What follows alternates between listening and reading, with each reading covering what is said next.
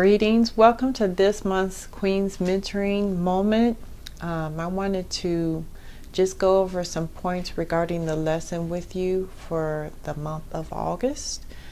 We are still in navigating transition, and I don't know about how your past month has been, but it's been kind of crazy for me. So I truly do understand some of these principles that we're going over regarding what it's like, what we need to do, how we need to operate when we're going through transition.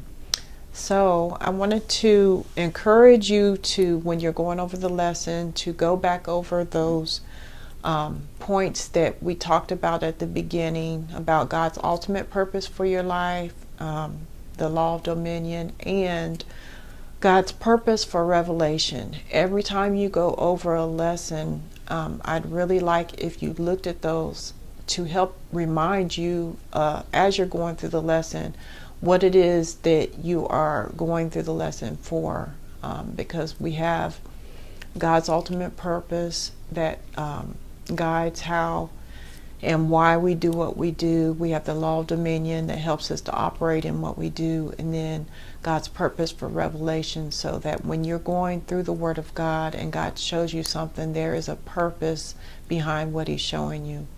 So, navigating transition part 3, we are talking about when you experience transition, what happens. And we talk about the point of when you have received the Word of God and it's being tested.